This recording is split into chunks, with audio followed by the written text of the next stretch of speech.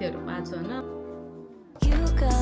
मैले यो 2025 चाहिँ मेरो एकदम ग्रेट एचिभमेन्ट भनेको चाहिँ यही हो।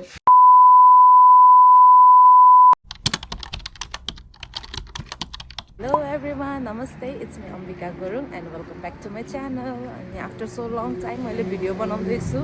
म बिचमा किन गायब भएको भनेर नि म यही भिडियोमा भन्ने छु। त्यसको लागि चाहिँ नि हेर्नु होला है। अनि अहिले चाहिँ नि म हेक्वेन शप जान लागेको 100 रुपैयाँको सामान पाउने ठाउँतिर, किनकि मलाई चाहिँ नि फ्रेमहरू किन्नु थियो। म अहिले त्यता जान लागेको हो। अनि मैले किन भिडियो बनाउन स्टप गरेँ, के रिजन हो त्यो चाहिँ नि म यही भिडियोमा भन्नेछु। धेरै कुराहरू भन्नु छ होइन, किन भिडियो बनाउन छोडेको थिएँ, बिचमा किन स्टप गरेको थिएँ भनेर। यति बिजी भएको थिएँ कि अनि लाइक आफ्नै लागि नै टाइम निकाल्न भ्याएको थिएन। अनि त्यही भएर भिडियो खिचेर भिडियो बनाएर एडिट गरेर हाल्न झन् गाह्रो भइरहेको थियो कि मलाई। त्यही भएर पनि हो अब चाहिँ नि बनाइराख्छु भनेर चाहिँ सोचिरहेको छु, किनकि अहिले चाहिँ नि अब सबै कुराहरू सक्यो। ओके, अहिले सुपर मार्केट गएर भेटौँला है त। म चाहिँ अहिले यहाँ सुपर मार्केटमा आइसकेँ अनि यहाँ फोटो फ्रेम हेरेको। मैले चाहिँ नि यो लिने भनेर सोचेको छु, यति यो खालके। अनि यो चाहिँ नि काठवाला हो कि, यो चाहिँ नि मेटल खालके जस्तो छ होइन। कन्फ्युजमा भएको थिएँ, त्यो यति लिन छु क्या अहिलेलाई चाहिँ नि, पुगेन भने फेरि आउनु पर्ला नि। यो चाहिँ सबै 100 है, तर यो यस्तो यो प्राइस लेखेको छ नि, योहरू चाहिँ नि 100भन्दा बढ्यो हो। त्यही भएर यो चाहिँ अलिक गरुङ्गो खालको यो वाला चाहिँ नि, यहाँ यस्तो क्युट क्युट छ।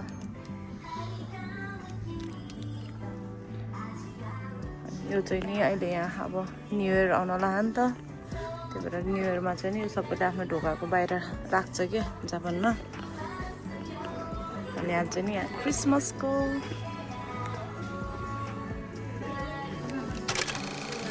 अहिले फाइनली घर आइपुगेँ। चाहिँ म अघि नै आइपुगेको हो, तर तल रेस्टुरेन्टमा हल्का बिजी भएको थियो। सो त्यही भएर म रेस्टुरेन्टमा हल्का हेल्पहरू गरेर अनि अहिले चाहिँ म माथि कोठामा आएको छु।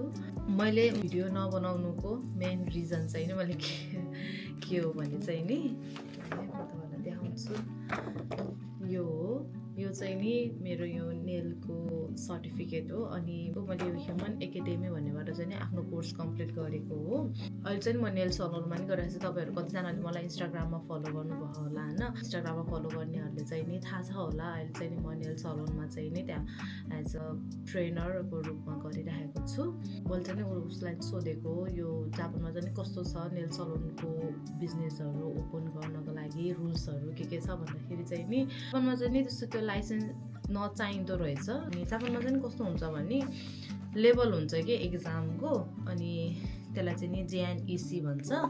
अनि त्यो एक्जामको चाहिँ नि यो जापानभरि चाहिँ नि प्राथमिकता दिएको नेलिस्टको मेन एक्जाम चाहिँ नि यो हुँदो रहेछ क्या। मैले चाहिँ नि लेभल 3, 2, 1 हुँदो रहेछ। मैले चाहिँ नि 3 र 2 मात्रै दिएको, 1 चाहिँ नि नदिएको। अनि लेभल 2 सम्म चाहिँ नि सर्टिफाइड गरे पनि हामीले चाहिँ नि नेल सलुनमा काम गर्न पाउँदो रहेछ कि। यसले चाहिँ नि कस्तो छ भने जापानिजहरूले मात्रै नभएर कि चाइनिजहरू, भियतनामिजहरू सबैले सलुनहरू खोलिरहेछ होइन। अब कसले यस्तो यो एक्जामहरू देखा भन्ने कुरा त त्यो उनीहरूको आफ्नो ठाउँमा छ होइन, राख्नेहरूले राखेछ स्टाफ होइन। बट यो सर्टिफिकेसन लियो भने चाहिँ नि त्यो चाहिँ नि आफ्नो लागि हो कि।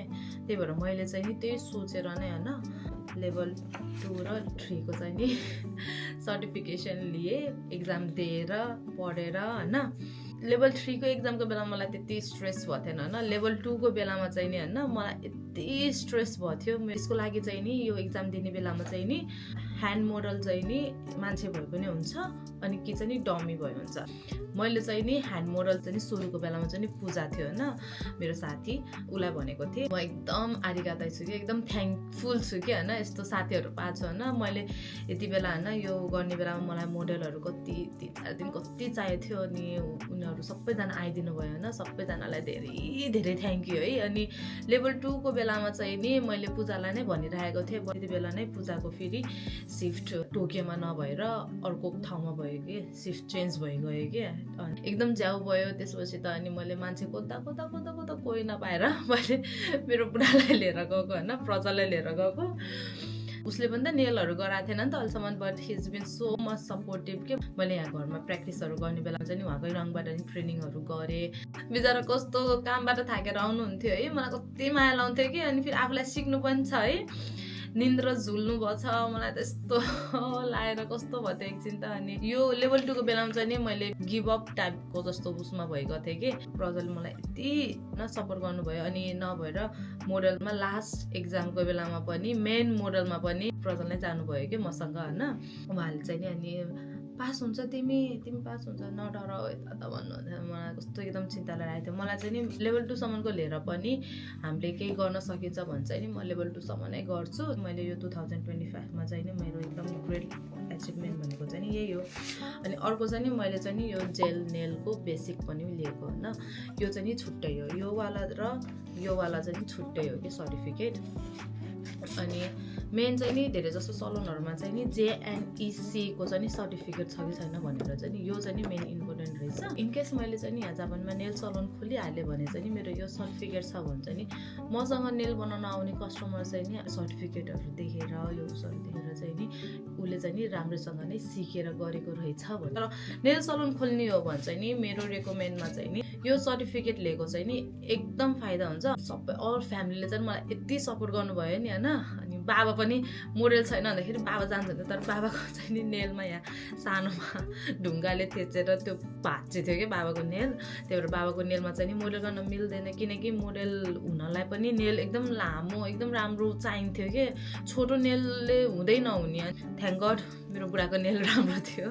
अनि अर्को चाहिँ नि यो मेरो चाहिँ नि यो सलोन हाइजेनिकको हो, यो पनि चाहिन्छ है सलुन खोल्ने बेलामा चाहिँ नि। त्यही भएर मैले यसको पनि सर्टिफिकेट लिएको। यसको चाहिँ नि 2027 सम्म छ।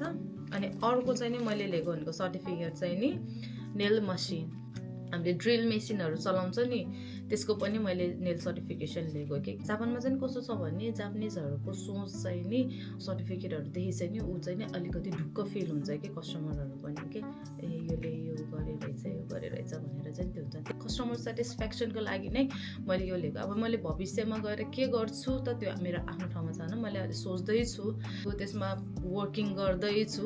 त्यो भयो भने पनि म तपाईँहरूलाई भनौँला है। त्यही भएर चाहिँ नि अहिले चाहिँ नि मैले मेन रिजन चाहिँ नि युट्युब बनाउन बन्द गरेको चाहिँ नि बिचमा चाहिँ नि मैले मेरो यो स्कुल स्टार्ट गरेपछि के, किनकि म एकदम बिजी भएको थिएँ कि यसमा। अनि यो चाहिँ नि यसको चाहिँ नि एक्जाम डेट चाहिँ नि फिक्स हुन्छ कि, अनि वर्षमा 3 चोटिसम्म ओपन हुन्छ क्या हो यसको यो एक्जाम चाहिँ नि। अब त्यो एक्जाम फेल भयो भने फेरि अर्कोचोटि फेरि अप्लाई गर्न पर्ने कि। अनि फेरि अप्लाई गर्दाखेरि चाहिँ नि फेरि यो मेरो क्लासको त लम्बिँदै बढ्दै जान्छ नि त। कोर्सको चाहिँ नि हाम्रो चाहिँ नि कस्तो हुन्छ भने त्यसम्म चाहिँ नि फ्रीमा हुन्छ, त्यसपछि फेरि पैसा प्लस एड हुँदै जान्छ कि आफूले पास गर्न सकेन भने।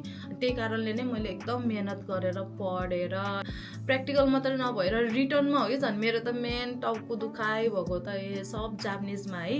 अनि मेन यो जेलको नेलको चाहिँ नि अझै जापानिजमा थियो कि, अर्को यो JNEC को त बरु इङ्ग्लिसमा दिन मिल्थ्यो रिटर्न होइन। अनि यसकै लागि नै म प्रोसेस गर्दै थिएँ, प्र्याक्टिसहरू गर्दै थिएँ। त्यही भएर म बिजी भएर चाहिँ नि मैले भिडियो बनाउन नि भ्याइएन।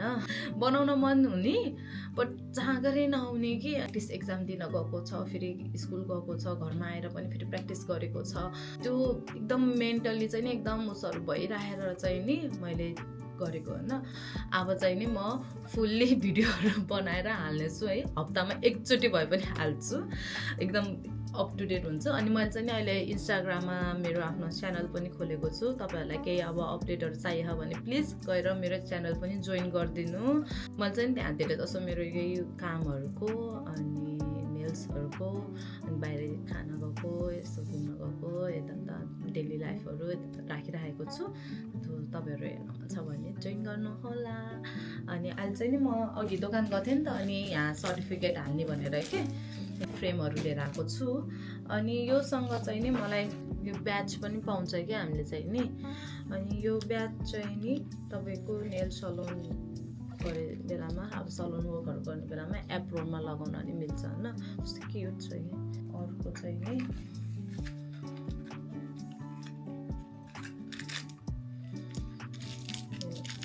जेल बेसिक छ होइन, जेल बेसिक नेल्सको ओके यही नै हो रिजन मैले भिडियो नबनाउनुको। अबबाट चाहिँ नि म भिडियो बनाउने छु। अनि अहिले चाहिँ नि म योहरू सबै सर्टिफिकेटहरू फ्रेममा राख्छु है, राखेर तपाईँहरूलाई देखाउँछु कस्तो देख्छ। मलाई एकदम खुसी लाग्छ कि यो आफ्नो सर्टिफिकेटहरू देख्दा कि, अनि कति महिना पढेर एक्जाम दिएर सर्टिफिकेट लिएको। म चाहिँ नि यहाँ कोठामा साइडमा सानो टेबल र चेयर राखेको छु यो वाला। अनि कहिलेकाहीँ मम्मी आउनुहुन्छ कि नेल बनाउन, अनि मम्मीलाई नेल बनाइदिन्छु मैले।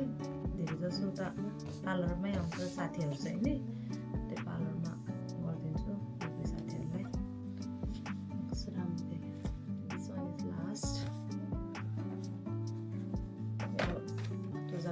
2025 को एचिभमेन्ट्सहरू।